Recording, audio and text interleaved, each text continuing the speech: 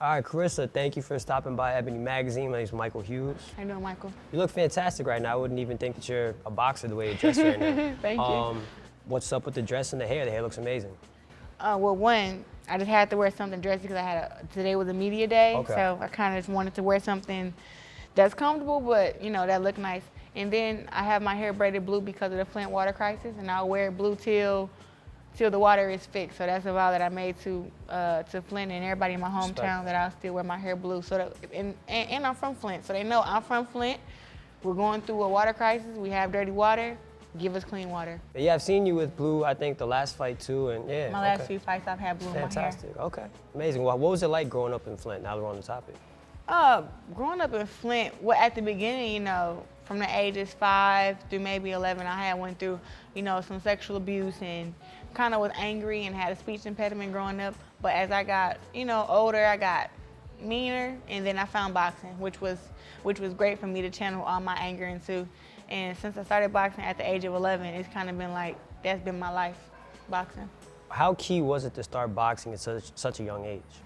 I mean, it was, growing up in Flint, I can make a left turn in my life right now if I was to go back to Flint and just decide, I might throw my whole life away. It's so easy to make that decision, but it's harder to do the right thing. And the reason why I do the right thing is because of boxing. I want to be great in boxing. I feel like I've sacrificed all my time in training and going to the Olympics and just all these things that I've done to be great at something, and boxing gave me that thing to be great at, because we can all be great at bad things, but to actually be great at something that's hard to do, makes your life worthwhile. And I feel like with mine being boxing, now I'm not missing out on the fun street fights that people have. I get to actually get inside the ring, spar and box, and still have that physical side of my life. The sports side still be able to go on and play instead of just having to, be at a desk or get a job or something. Boxing is my job, my hobby, my career, and that's just what I base my life off of. Christina Hammer, she was here training like yesterday and the last week before, and her teammate was talking about how she hits harder than your previous opponent. And is her power something that concerns you? And what did you learn from when you got dropped in the last fight? Well, one, he can only judge Christina Hammer power off of who she's fought. Mm-hmm. Very true. If you watch the fight between me and Tori Nelson, and you watch the fight between Christina Hammer and Tori Nelson, you can judge off of that who you think is stronger and who punches Tori handled better. I think Tori handled her punches a lot better than she handled mine. Her teammate, he ain't accomplished nothing. I don't know him, and the thing is, when you underestimate somebody else's power, so that just shows that she's strong to him.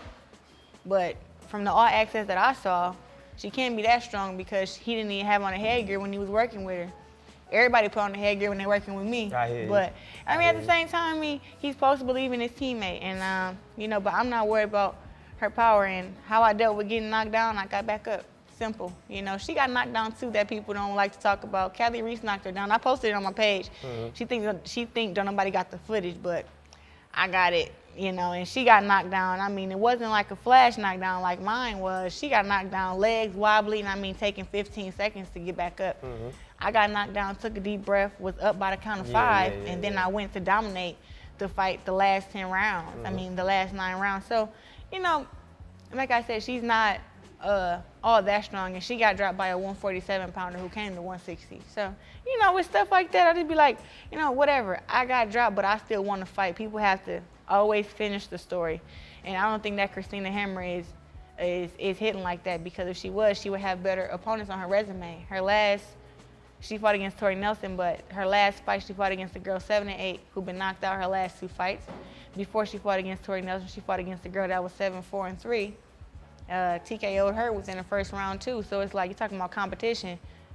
I was 6-0 and fought against a girl that was 18-1-1 and won. I fought against Tori Nelson 17-0, won. Now I'm about to fight against Christina Hammer, who's 24-0 with 11 knockouts. Win again. I hear you. How important is it to remember your humble beginnings? Because right now you're pretty much representing Flint with your hair and everything. Getting to the level that you're at with all the spotlight, interviews, money, fame, how important is it to stay grounded and stay hungry and not let the glamour distract you from what you have to do in the gym? Well, the glamour is there because of my hard work, you know, so I really can never forget about it. I know what it takes to get here, and I've been to the Olympics twice, and both times Olympic gold medals, now world titles, and now, you know, fighting for the undisputed title. And with that, I always just tell myself, work harder, you know, work harder, do more than what you did before. And that's what keeps me going. And knowing that when you from Flint, I mean, anything can happen. You know, I'm ready to deal with any situation, any fighter, and Flint prepared me for that. But my humble beginnings is, if you have humble beginnings, that's where you come from. It's always in you. Even though some people grow up and they get big and they just try to say, oh, you know, forget this and forget that. I'll never forget Flint. I live 30 minutes from Flint in Davidson right now. I just moved back home.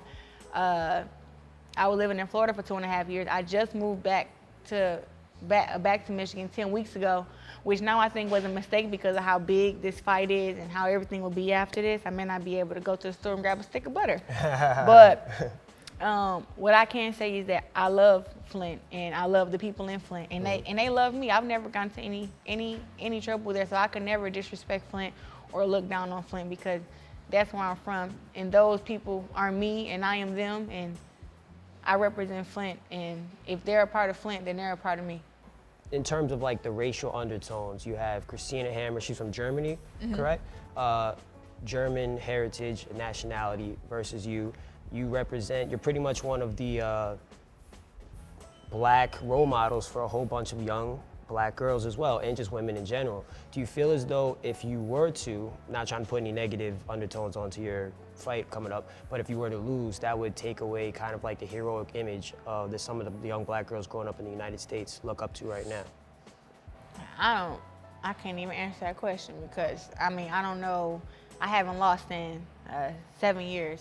Respect and I only that. lost one time in my whole career. Facts, I'm just, in the amateurs, I was 77-1, and I lost that fight at 16. I was still a role model in the amateurs after I lost, and I won the Olympics twice after I lost, and whatever. But I just don't see where Christina Hammer can beat me at. So it's just like, you know, with that, you know, like I said, you got to roll with the punches, and whatever happens, happens. This is boxing.